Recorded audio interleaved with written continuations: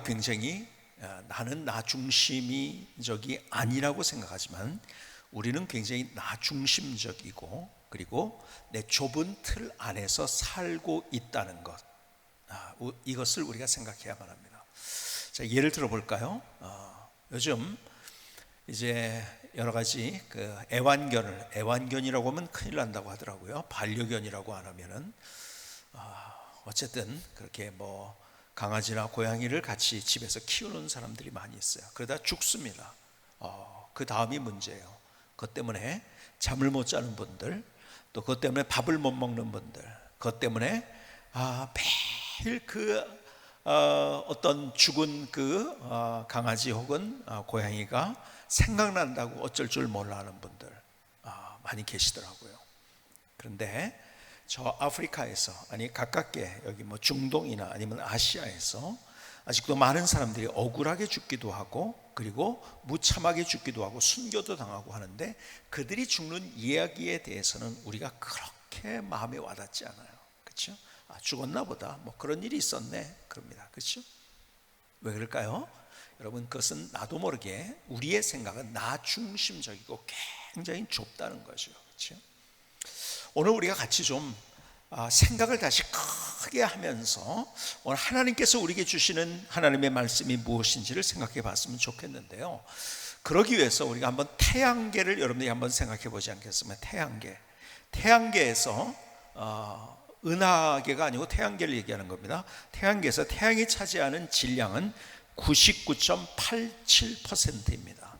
그러니까 거기에 뭐 공간 이런 것들을 스페이스 빼놓고 그 자체의 질량을 따질 때 태양계에서 태양이 차지하는 질량은 99.87%, 나머지가 0.13%입니다. 그런데 0.18% 중에서도 90%의 비중을 토성과 목성이 차지를 합니다. 나머지가 얼마 안 되죠? 자, 그렇다면 태양계 안에서 우리 지구가 차지하는 질량이 얼마인가? 0.000003%입니다. 여러분, 0.000003%, 0이 중간에 5개예요. 이거는요, 예를 들어서 1mm하고 0.00000003하고는 미리하고는 완전히 다르죠. 보이지 않는 거예요. 그렇죠? 그러니까 우리가 지구라는 게 얼마나 작고 미미한가. 여러분, 태양계로 따져도 지구는 마치 천점과 같은 거예요. 은하계로 가면 어떨까요? 은하계로 간다면요, 우리가 지금 뭐 미세먼지, 보이지 않는 미세먼지에게 미세먼지보다 더 작은 먼지 티끌 같을 거예요. 그렇죠? 뭐 물론 우리 은하계뿐만 아니라 또 은하계가 또 많이 있으니까 뭐 그런 것까지는 안 가더라도요. 여러분, 어쩌면 우리의 모습이 우주에 비하면 티끌만도 못합니다. 사실은 여러분 별거 아닙니다. 그런데 왜 우리가 존귀할까요? 왜 우리의 인생이 소중할까요? 왜 우리의 인생이 중요할까요? 여러분, 창세기 2장 7절은 우리에게 이렇게 말씀합니다. 여호와 하나님이 땅의 흙으로 사람을 지으시고 생기를 그 코에 불어넣으신 사람이 생명이 된지라. 뭡니까? 하나님은 우리를 영적인 존재로 만드셨다는 거고, 그 다음에 자 보세요. 근데 만들 때 원래 모습이 뭐냐면 흙으로 사람을 지으셨다는 말이 나오죠. 그렇죠? 흙은 여러분 히브리어로 얘기하면 아파르라는 거예요. 아파르, 그것은 먼지나 티끌이라는 거예요. 원래 우리의 존재는요, 그냥 물리적으로는 먼지도 못한 그런 존재예요. 근데 그걸 가지고 하나님이 우리를 영적인 존재로 만드셨을 뿐만 아니라 창세기 1장 26절은 이렇게 말씀합니다. 하나님이 이르시되 우리의 형상을 따라 우리의 모양대로 우리가 사람을 만들고 그들로 바다의 물고기와 하늘의 새와 가축과 온 땅과 땅이 기는 모든 것을 다스리게 하자 하시고, 하나님의 뭐예요? 형상을 따라 만들었다는 거예요. 27절에도 계속 이렇게 말씀합니다.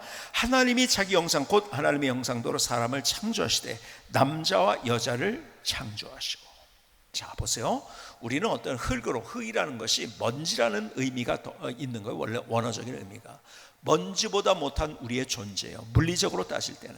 그런데 하나님이 우리를 영적인 존재로 만드시고 우리 안에 하나님의 형상으로 우리를 만드셨다는 거죠.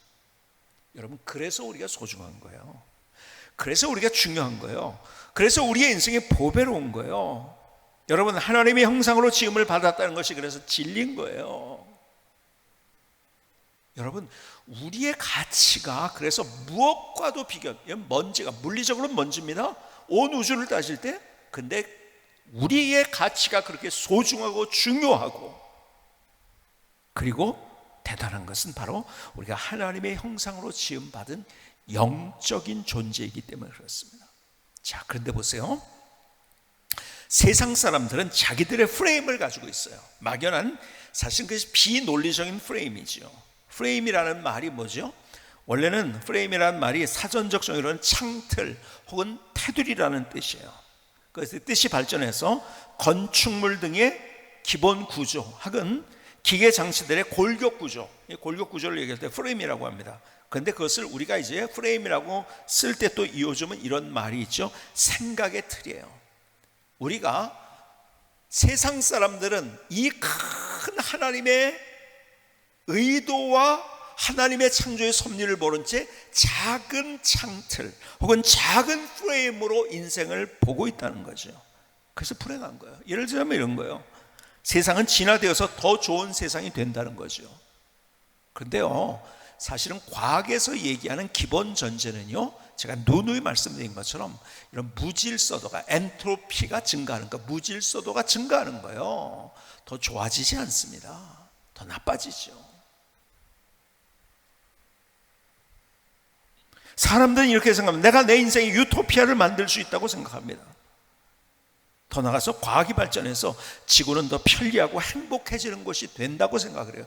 이게 너무나 어처구니 없는 프레임인 거예요, 이것이. 자, 보세요. 과학이 발전해서 지구가 더 편리해진 것 같이 느끼지만 지구가 더 심각하게 망하고 있다는 거 아십니까? 2050 거주 불능 지구라는 책이 있어요. 2050년도에 지구는 살 수 없는 지구가 된다는 거예요. 살 수 없는 지구가. 총균쇠라는 책을 쓴 분이 있어요. 아주 유명한 분이죠.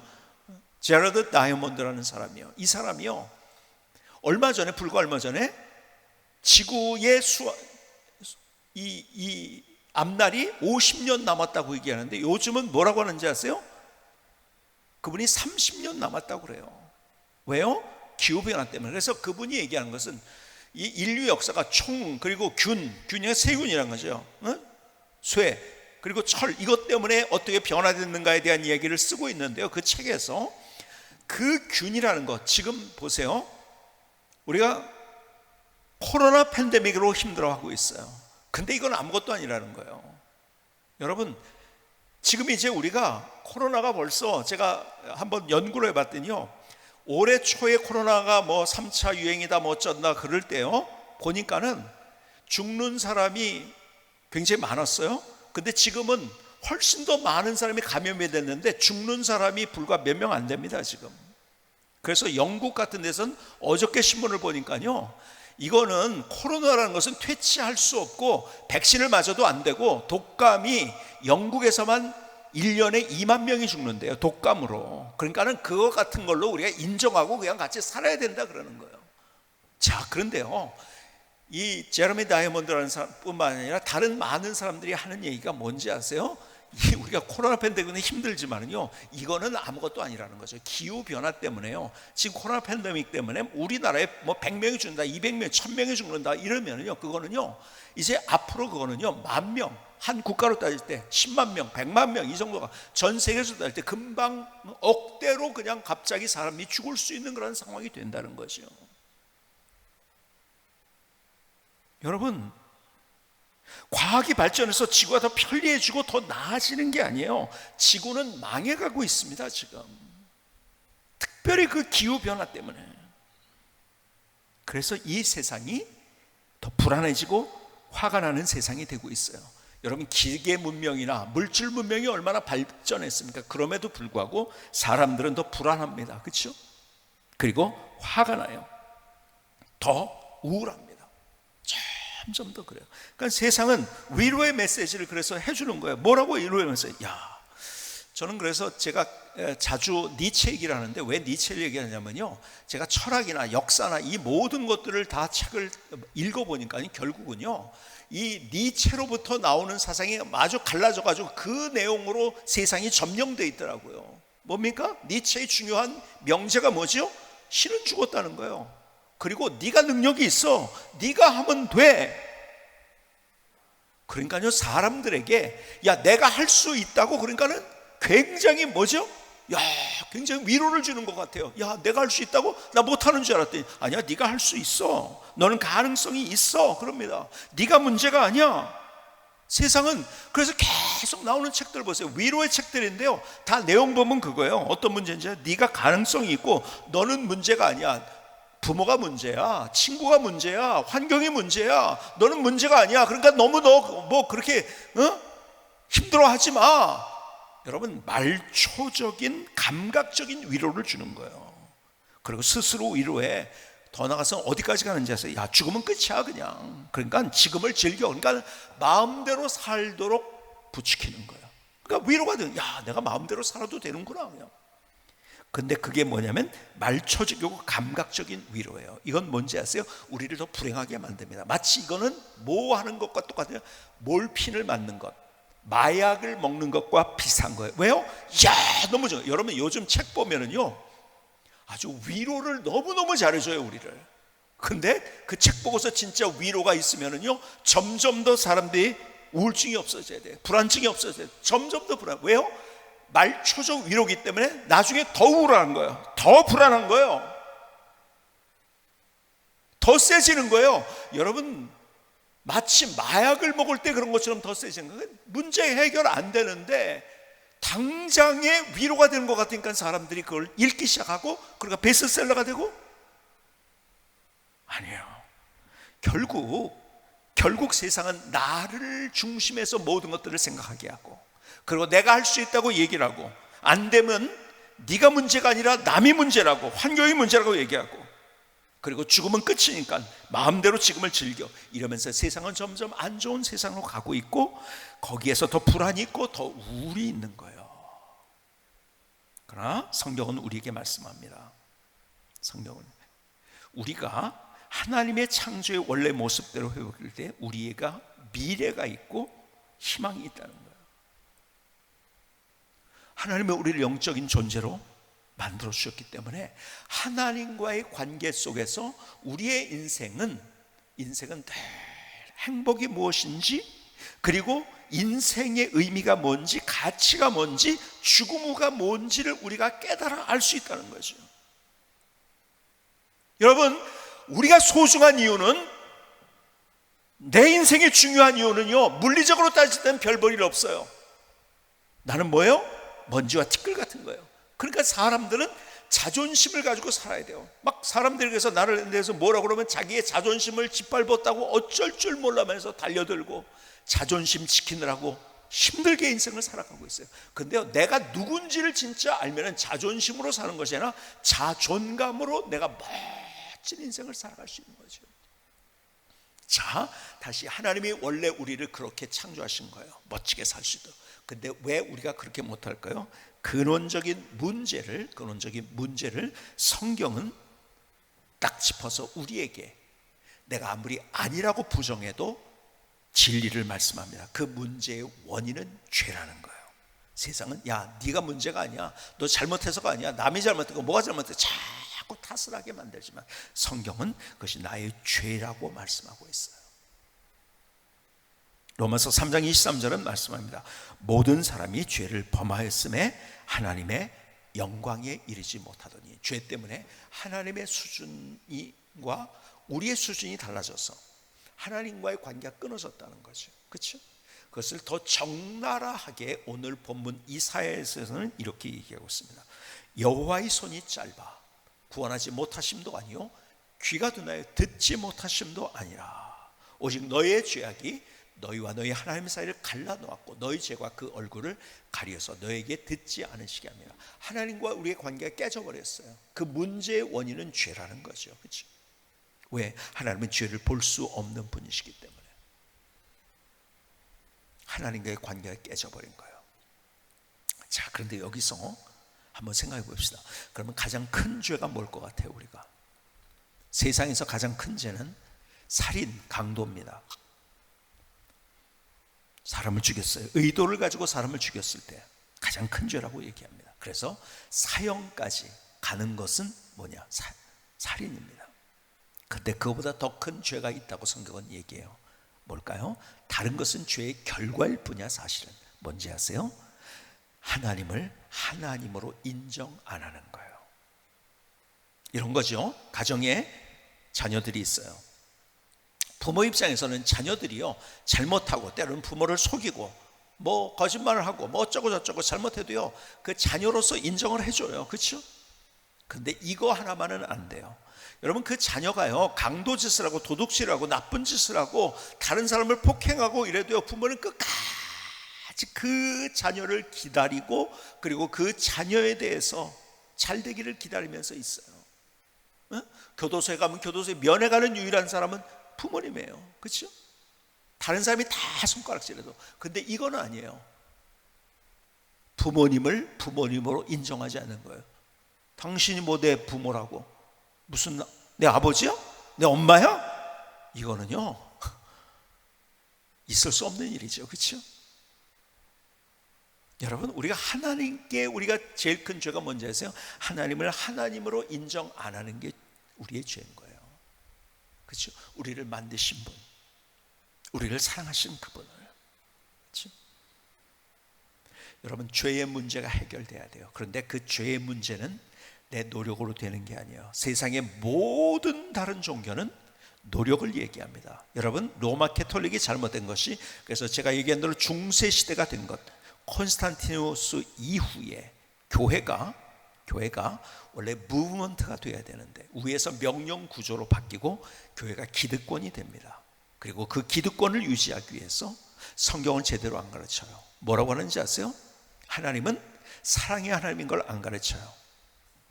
하나님은 진노의 하나님. 너 죽어? 그러니까 너 이거 해야 돼. 이거 하면은 괜찮아. 그래서 어디까지 나갔느냐? 여러분이 잘 아는 대로, 여러분 잘 아는 대로, 베드로 성당을 짓기 위해서 너 이렇게 얼마 헌금하면은 죄가 용서가 돼. 그래서 죄가 용서되는 건가요? 너무 비성적인데 그게 당연한 게 되어버린 거예요. 그러니까 대가를 가지고 내 노력으로 내가 구원받을 수 있다고 얘기를 하기 시작해요. 그건 성경을 떠나고 다른 종교를 닮아간 거예요. 다른 종교는 너, 하나님은 진노의 하나님이야. 너 와가지고 너 이러면 너 죽어? 그럴 때니까 너 이렇게 해야 돼. 노력을 얘기하는 거예요. 근데 그 노력으로 우리의 죄의 문제를 해결할 수 없는 것이 이게 또 진리예요. 그렇죠? 누가 죄의 문제를 해결할 수 있습니까? 스스로? 안 되는 거예요.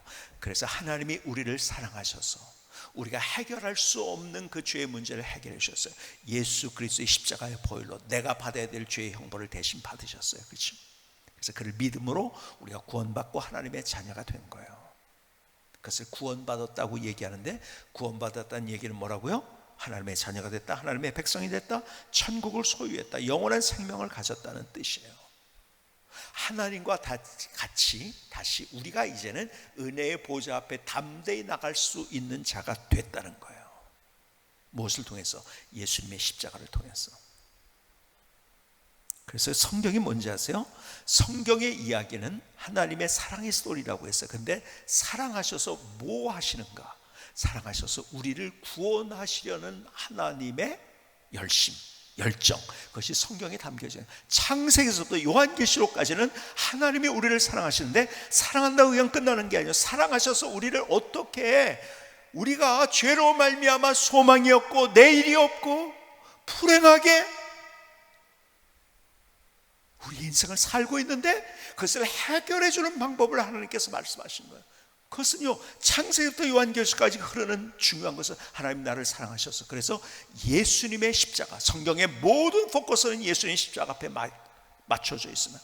예수 그리스도가 우리 죄를 대신해서 십자가상에 달려 돌아가심으로 그를 믿을 때 구원받는다는 사실. 그래서 여러분이 잘 아는 요한복음 3장 16절이 뭐죠? 요한복음 3장 16절.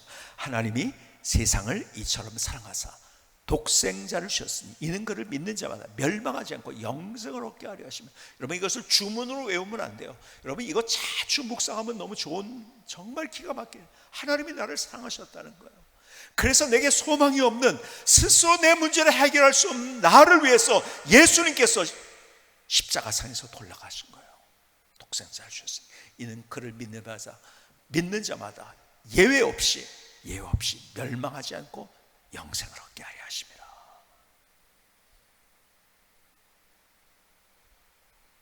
여러분, 성경의 이야기는 다른 얘기가 아니에요. 하나님이 우리를 사랑하신다는 것.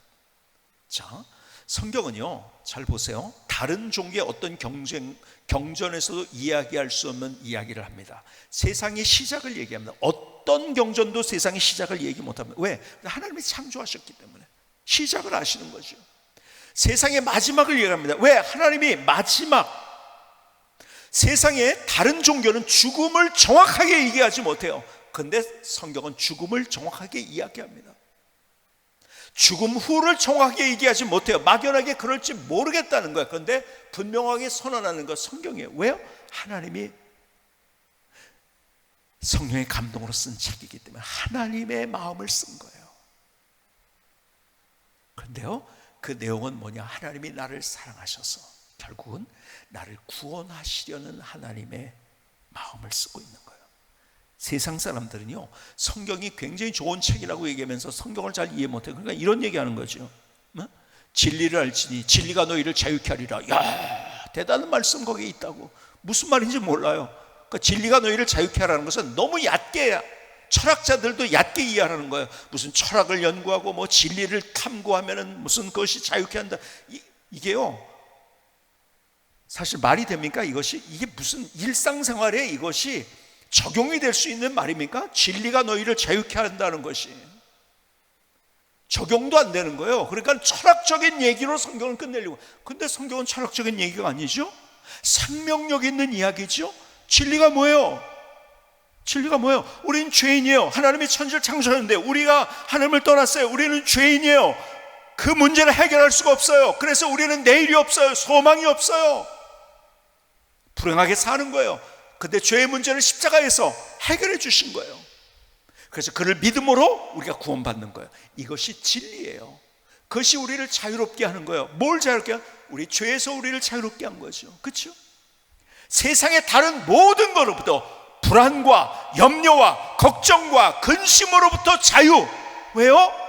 하나님이 나를 사랑하셔서 그 놀라운 복음을 주셨기 때문에. 여러분, 막연한 얘기가 아니에요. 진리가 너희를 자유케 한다는 것이 막연한 얘기가 아니에요. 철학적인 얘기로서 무슨 그 얘기를 하면 굉장히 철학적으로 자기가 고상한지 알고 있어요. 말도 안 되는 소리죠, 그것은. 그렇죠? 하나님은 구체적인 얘기를 우리에게 쓰고 있는 거예요. 다른 종교는 다 막연해요. 분명한 얘기, 진리를 우리에게 말씀하고 있는 거예요. 그래서 우리의 신앙은 어디서부터 출발하는지 아세요? 이게 출발이에요. 내가 예수님을 믿음으로 말미암아 구원받았다는 거예요. 이게 성경의 핵심 메시지예요. 한번 따라합시다. 다시. 나는, 크게 한번 해서, 나는 예수님을 믿음으로 구원받았다.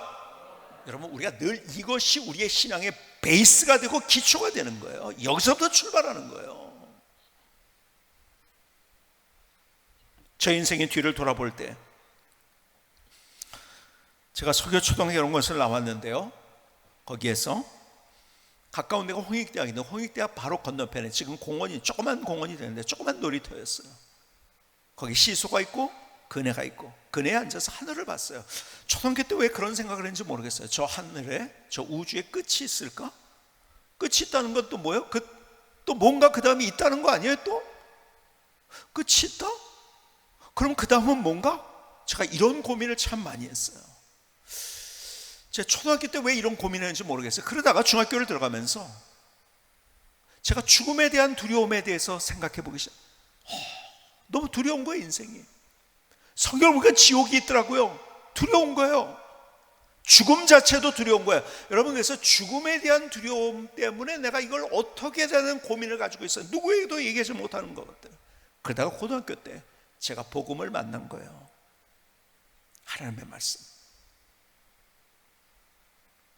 요한복음 3장 16절에 있는 이 말씀, 여러분이 너무 잘, 하나님의 사랑, 세상을 일처럼 살아서 하나님이 나를 사랑하셔서 내가 해결할 수 없는 죄의 문제를 예수 그리스도 통해서 해결하셨구나. 그래서 그를 믿을 때 내가 구원받는구나. 요한복음 1장 12절에 뭐라고요? 영접하는 자, 곧 그 이름을 믿는 자들에게는 하나님의 자녀가 되는 권세를 주셨으니. 이야, 내가 믿음으로만, 내가 예수님을 내 안에 모셔드릴 때 나를 하나님의 자녀로 세워주시는구나. 요한복음 5장 24절에 뭐라고 말씀합니까?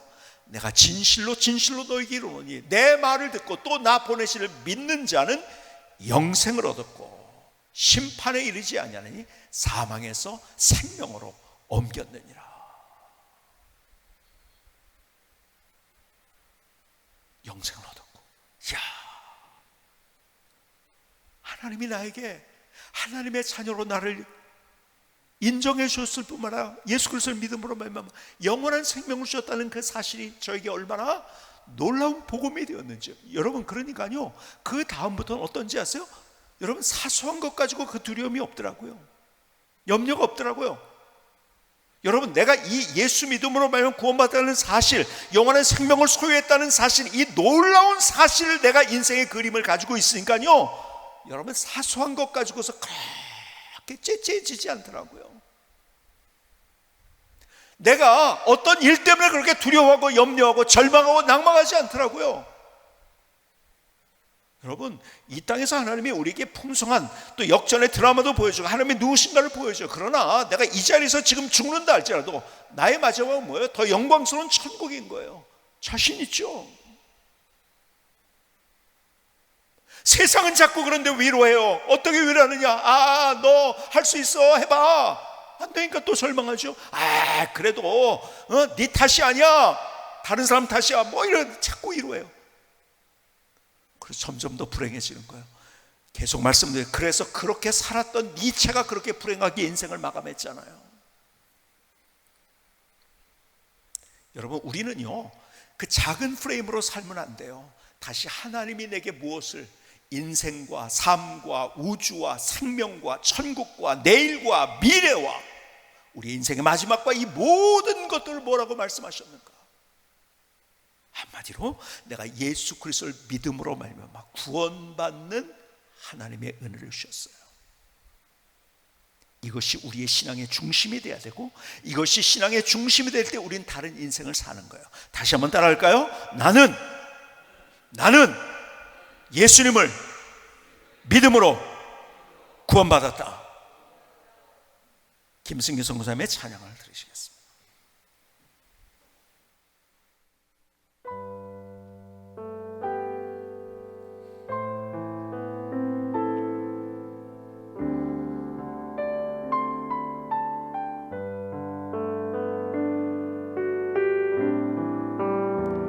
내가 나의 인생을 책임질 수 없죠.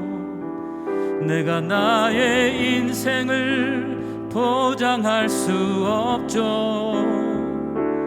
하나님 안에서 희망이 있는 나의 인생, 다시 하나님께로 돌아가요. 나를 사랑하셔서 내 삶을 받아주시고 십자가의 보혈로 나를 용서하시고 다시 자녀 삼아 영원한 생명을 주신 하나님 사랑합니다.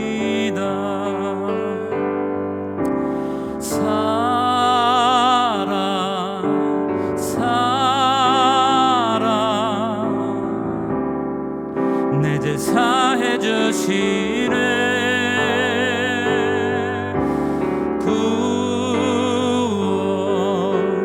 구원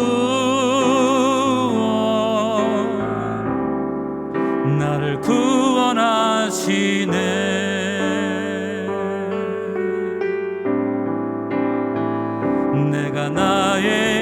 인생을 책임질 수 없죠.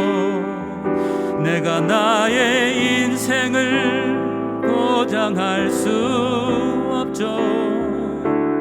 하나님 안에서 희망이 있는 나의 인생, 다시 하나님께로 돌아가요. 나를 사랑하셔서 내 삶을 받아주시고 십자가의 보혈로 나를 용서하시고 다시 자녀 삼아 영원한 생명을 주신 하나님 사랑합니다.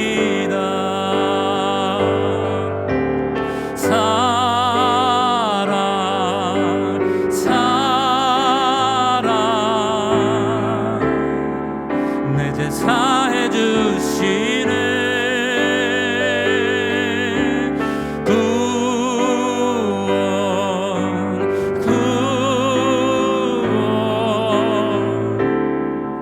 나를 구원하시네.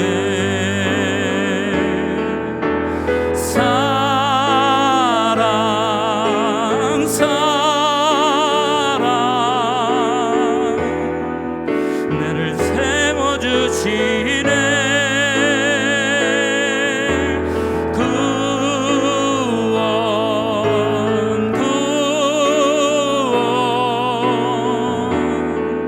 나를 구원하시네. 하나님 사랑합니다.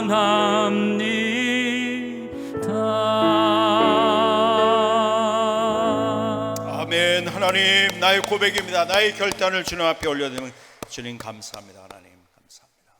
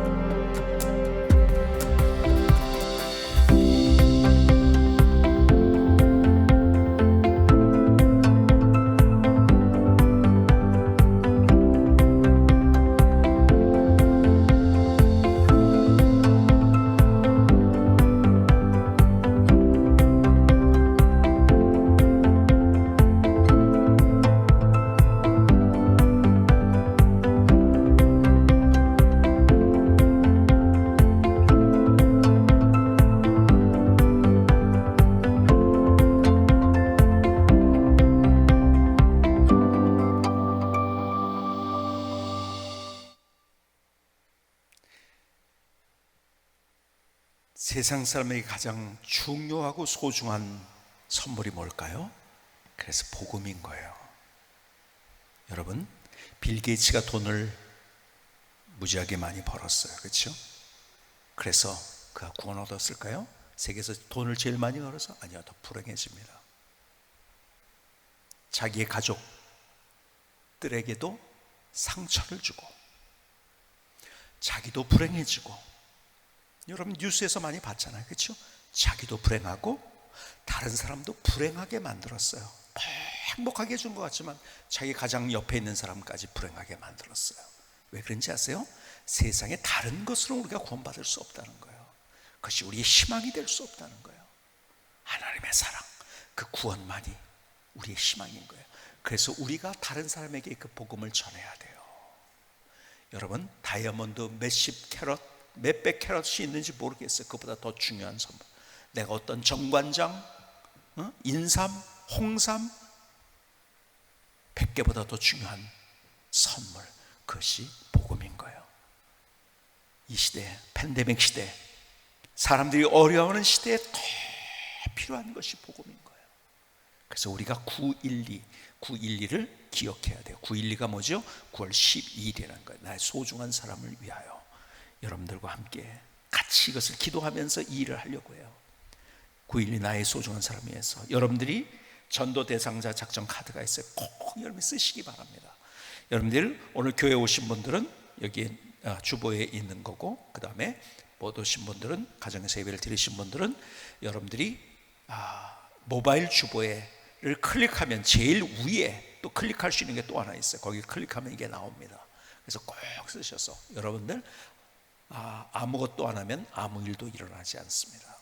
꼭 적으시고, 여러분들 그 사람이 예수 믿고 안 믿고는 건 하나님께 달린 거고, 여러분들이 관여, 그러나 그 사람을 위해서 여러분들이 마음을 내서 기도해주고 주님의 손에 올린다는 것, 이것처럼 귀한 일이 있을까요? 여러분의 가족 중에서, 친구 중에서, 단골집 중에서, 여러분이 자주 만나는 사람 중에서, 여러분 오가는 길에 만나는 사람들 중에서, 동창들 중에서, 여러분 보세요, 친척들 중에서 여러분이 생각나게 하신 그분을 꼭 적으시기 바랍니다. 그리고 그 옆에 특별 대상자라는 말을 표하면은 그분을 위한 교회에서 여러분이 1:1 영상을 만들어 드릴 거예요. 그렇게 전도할 수 있도록.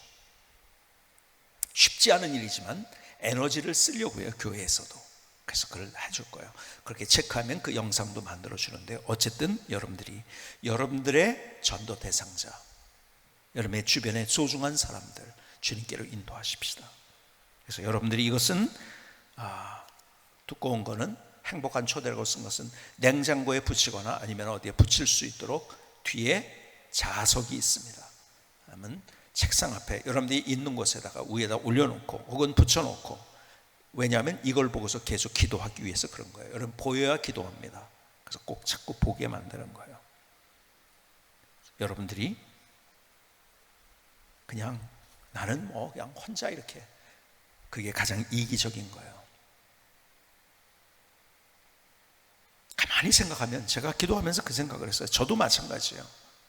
여러분, 내가 누구한테 막 나눠주고 돈 주고 이게 난 이기적이 아니라서 난 그렇게 한다. 근데 진짜 이기적인 건 뭔지 아세요? 나 혼자 예수 믿는 거예요. 나 혼자 예수 믿는 거. 그들에게 복음을 전할 수 있는 귀한 기회. 이 시대에 더 그들에게 복음이, 하나님의 사랑이 필요한 거예요. 이제 내가 구원받았다는 확신을 가지고 나의 인생을 살 때 다른 인생이 되고, 그 인생을 다른 사람이 살 수 있어야 돼요. 여러분들이 간증 중에서 가장 기가 막힌 간증이, 내가 돈 벌었다, 사회 성공했다 보다도 나 때문에 한 사람이 주님께 돌아서 변화됐을 때의 간증, 그것처럼 기가 막힌 간증은 없어요. 그렇죠? 그게 있어야 돼요. 오늘 여러분의 삶 속에 신앙의 기초가 구원의 확신, 내가 구원받았다는 사실 위에 내가 나의 인생을 펼쳐가면서 이 복된 소식을 다른 사람에게도 전할 수 있는 귀한 기회가 될 수 있기를 주님의 이름으로 축복합니다. 기도하시겠습니다.